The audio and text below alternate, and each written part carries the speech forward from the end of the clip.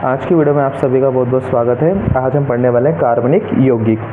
तो देखिए कार्बनिक यौगिक क्या होते हैं। वह यौगिक जिसमें कार्बन परमाणु उपस्थित होते हैं क्या कहलाएंगे? कार्बनिक यौगिक कहलाते हैं। वह यौगिक जिनमें कार्बन परमाणु उपस्थित होते हैं कार्बनिक यौगिक कहलाते हैं।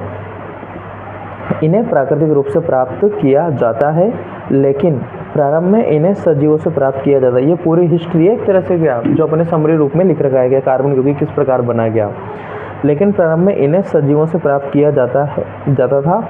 अर्थात कार्बनिक यौगिक के निर्माण के लिए जीवन शक्ति की आवश्यकता होती थी, मतलब उसके अंदर जीव होना चाहिए क्या, प्राण होने चाहिए क्या, जीवन शक्ति की आवश्यकता होती थी। लेकिन 1828 में फ्रेडरिक होलर नामक वैज्ञानिक ने अमोनियम साइनेट से प्रथम कार्बनिक यौगिक यूरिया, तो पहला कार्बनिक यौगिक कौन सा बना? यूरिया बना। यूरिया NH2CO NH2 इसका फॉर्मूला होता है। किससे बनाया था उन्होंने? अमोनियम साइनेट से। ये NH4CNO अमोनियम साइनेट, ये इसका फॉर्मूला है क्या। प्रथम कार्बनिक यौगिक यूरिया NH2CO NH2 का निर्माण करके इस धारणा को गलत साबित कर दिया। भाई उन्होंने कह रहे थे कि जीवन शक्ति की उपयोगिता होनी चाहिए, आवश्यकता होनी चाहिए, पर इन्होंने क्या है इस केमिकल से क्या कर दिया, सबसे पहला कार्बनिक यौगिक बना दिया गया। ठीक है, तो इस गलत धारणा को उन्होंने हटा दिया गया। तो यहाँ पे अमोनियम साइनेट को जैसे अपन रिएक्शन करवाएंगे तो यहाँ से क्या बन जाएगा अपने पास? यूरिया का निर्माण हो जाएगा। और ये यूरिया क्या है? प्रथम कार्बनिक यौगिक है जो अपने पास बनाता गया। NH4CNO NH3 + HCONO, और ये यहाँ से क्या बनता है, इस प्रकार से हमारे पास यूरिया की फॉर्म बन जाती है क्या। ये शॉर्ट टर्म है, ये इसके अपने एक स्टेप बढ़ा के यहाँ पे इसको बता रखा है। तो यूरिया का सूत्र क्या होता है? NH2CO NH2, इसको अपन इस प्रकार से भी यहाँ पे अपन लिख सकते हैं। कार्बन ने चारों बंद बना रखे हैं, 2 नीचे और 2 अपने लेफ्ट राइट में बना रखे हैं इसमें। अगला टॉपिक है अपने पास हाइड्रोकार्बन के। हाइड्रोकार्बन क्या होते हैं? ये था अपने पास कार्बनिक यौगिक अपन ने पढ़ा था। अगला टॉपिक है अपने पास हाइड्रोकार्बन। तो देखिए हाइड्रोकार्बन नाम से पता चला, हाइड्रो मतलब कि यहाँ पे हाइड्रोजन और कार्बन, तो हाइड्रोजन व कार्बन से मिलकर बने यौगिक क्या कहलाते हैं? हाइड्रोकार्बन कहलाते हैं। हाइड्रोजन व कार्बन से मिलकर बने यौगिक क्या कहलाते हैं? हाइड्रोकार्बन कहलाते हैं। इनको अपन ने 2 भागों में बांटा गया है। एक विवृत श्रृंखला युक्त, जिनको अपन बोल सकते हैं अचक्रीय हाइड्रोकार्बन, HC का मतलब हाइड्रोकार्बन, ठीक है। अचक्रीय, विवृत का मतलब होता है अचक्रीय, मतलब जिनमें कोई चक्र नहीं बनेगा, जैसे कि नॉर्मल कोई लंबी श्रृंखला चल रही है क्या, ठीक है, उसको बोलते हैं अपन अचक्रीय। इंग्लिश में इसको बोलते हैं एलिफेटिक, ठीक है। अगली आती है आपके पास संवृत श्रृंखला युक्त, मतलब ये होती है चक्रीय वलय, मतलब कि सर्कल बनेगा पूरा, जैसे कि कोई संरचना आ गई इस प्रकार से, तो पूरा रिंग बन रहा है, तो ये होते हैं चक्रीय। और जैसे कि नॉर्मल जो चल रहा है उसको बोलते हैं अपन अचक्रीय क्या, ठीक है। चक्रीय अचक्रीय, चक्रीय हाइड्रोकार्बन, इनको अपन इंग्लिश में बोलते हैं एरोमेटिक कंपाउंड्स या वलय युक्त यौगिक। वलय मतलब कि पूरी रिंग। चलो ये भी 2 प्रकार की होती है और ये भी 2 प्रकार की। तो अचक्रीय श्रृंखला क्या होती है? 2 प्रकार की होती हैं, संतृप्त हाइड्रोकार्बन और एक होता है असंतृप्त हाइड्रोकार्बन। संतृप्त हाइड्रोकार्बन का एग्जाम्पल में आता है अपने पास एल्केन। क्या आता है? एल्केन पूरी श्रेणी आती है क्या। अब ये क्या होती है इसको अपन आगे पढ़ने वाले हैं। एल्केन श्रेणी, यहाँ भी श्रेणी है, यहाँ भी देखिए। अब एल्केन श्रेणी का कि भाई वह श्रेणी जिसमें कार्बन कार्बन के मध्य एकल बंध पाया जाता है, क्या कहलाएगी? वो एल्केन श्रेणी कहलाएगी। और ऐसे हाइड्रोकार्बन को अपन बोलते हैं संतृप्त हाइड्रोकार्बन। बिल्कुल शॉर्टली मैंने लिखा रखा है, बाकी अपन एक्सप्लेनेशन के साथ इसको आगे पढ़ते जाएंगे। क्या संतृप्त हाइड्रोकार्बन क्या होते हैं? सीधा सा अपन बोलेंगे तो कि जिनके मध्य कार्बन कार्बन के मध्य क्या हो, एकल बंध पाया जाए, क्या कहलाएगा? संतृप्त हाइड्रोकार्बन कहलाएंगे। ऐसे हाइड्रोकार्बन जिनमें कार्बन कार्बन के मध्य क्या हो, एकल बंध हो, क्या कहलाएगा? संतृप्त हाइड्रोकार्बन। एग्जाम्पल है एल्केन श्रेणी, इनके सभी बंधों के मध्य क्या होता है? एकल बंध का प्रयोग होगा कार्बन के मध्य। असंतृप्त हाइड्रोकार्बन 2 प्रकार के होते हैं, एक एल्केन श्रेणी होती है और एक होती है एल्काइन श्रेणी। इन का मतलब कार्बन कार्बन के मध्य कौन सा बंध यूज होगा यहाँ पे?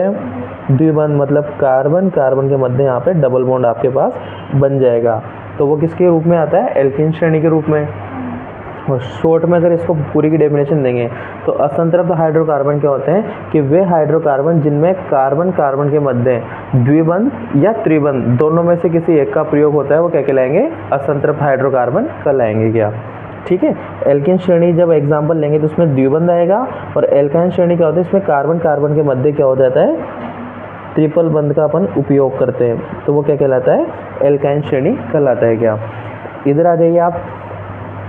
समृद्ध श्रृंखला युक्त को अपन ने दो भागों में बांटा था, एरोमेटिक को एलिसाइक्लिक यौगिक और एरोमेटिक यौगिक। एलिसाइक्लिक यौगिक का एग्जांपल है अपने पास साइक्लोहेक्सेन। इसका मतलब ये है सीधा सीधा कि भाई जो आपके पास वलय जो बनी है ना उसके अंदर बंध नहीं पाए जाएंगे। क्या एलिसाइक्लिक यौगिक क्या होते हैं, जिनमें जैसे कि ये श्रृंखला है क्या, अब इसके अंदर अगर बंध पाए जाएंगे तो वो एरोमेटिक यौगिक को कहलाएगा। ठीक है, जैसे कि एग्जांपल है साइक्लोहेक्सेन। ये जो मैंने बनाया इसका नाम है साइक्लोहेक्सेन।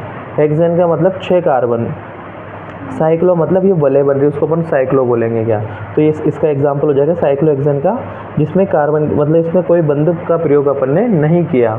ठीक है, और अगला आ रहा है अपने पास एरोमेटिक यौगिक। जैसे इसमें एग्जांपल दे रहा है बेंजीन का, तो ये आपके पास बेंजीन की संरचना होती है, पर इसके अंदर क्या होते हैं, बंध पाए जाते हैं। क्या ठीक है, तो एरोमेटिक यौगिक के अंदर वलय के अंदर बंध पाए जाएंगे और इसमें नहीं पाए जाएंगे। ये है बेंजीन आपके पास।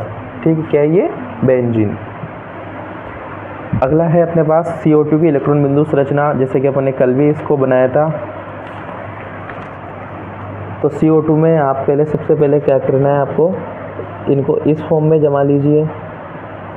ठीक है, जमा लिया। अब इनके बाह्यतम कोश में जितने जितने इलेक्ट्रॉन्स हैं उनको फिल कर दीजिए। इस प्रकार से आपकी इलेक्ट्रॉन बिंदु संरचना बन जाएगी किसी की भी। ठीक है, कल अब पिछले वीडियो में हमने सीख भी रखा है और बहुत सारे एग्जाम्पल्स। टॉपिक हाइड्रोकार्बन, ये तो मैंने ब्रीफ में समझाया था आपको हाइड्रोकार्बन। अब देखना हाइड्रोकार्बन क्या होते हैं, वे यौगिक जो हाइड्रोजन व कार्बन से मिलकर बने होते हैं क्या कहलाते हैं, वो हाइड्रोकार्बन कहलाते हैं। वे यौगिक जो हाइड्रोजन व कार्बन से मिलकर बने होते हैं क्या कहलाते हैं, हाइड्रोकार्बन। जैसे कि आपके पास मेथेन, अब देखो मेथेन में कार्बन भी है हाइड्रोजन भी है, क्या बन गए, हाइड्रोकार्बन। इसका नाम क्या हो जाएगा, methane. CH3 single bond CH3, ये है एथेन। अभी आपको पता नहीं चल रहा होगा ये एथेन मेथेन मैंने कहाँ से लिखा, पर जैसे आप नामकरण सीखोगे तो आप उसके बाद आपको कोई भी डाउट नहीं रहेगा। यहाँ पे 2 कार्बन है, 2 कार्बन को बोलते हैं अपन एथेन। ठीक है, एथ बोलते हैं, और यहाँ पे सिंगल बॉन्ड है तो उसको एन बोलेंगे, तो एथ प्लस एन हो जाएगा आपके पास एथेन।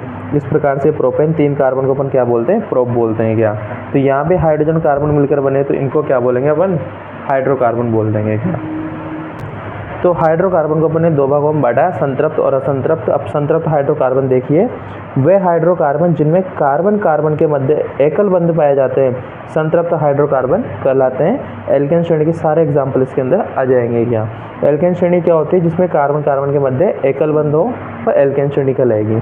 दूसरा आ रहा है आपके पास असंतृप्त हाइड्रोकार्बन, वे हाइड्रोकार्बन जिसमें कार्बन कार्बन के मध्य द्वि या त्रिबंध पाए जाते हैं असंतृप्त हाइड्रोकार्बन कहलाते हैं। क्या ठीक है, अब एल्केन श्रेणी, यहाँ पे एल्केन श्रेणी क्या है, जिसमें द्विबंध का प्रयोग होगा वो एल्केन श्रेणी के अंतर्गत आएगा, और जिसमें त्रिबंध का प्रयोग होगा वो एल्काइन श्रेणी के अंतर्गत आएगा। तो आज की वीडियो में इतना ही। अगली वीडियो में हम सीखने वाले एल्केन श्रेणी का पूरा नामकरण, फिर एल्केन, एल्किन, एल्काइन तीनों श्रेणी के हम नामकरण सीखेंगे। और अगली क्लास बहुत ही आपको इंपॉर्टेंट होने वाली है। ये तो बेसिक क्लास थी, बिल्कुल आपको एक एक चीज़ अच्छे से समझ में आएगी। वीडियो को बार बार देखते रहिए, शेयर करते रहिए, लाइक सब्सक्राइब करते रहिए चैनल को।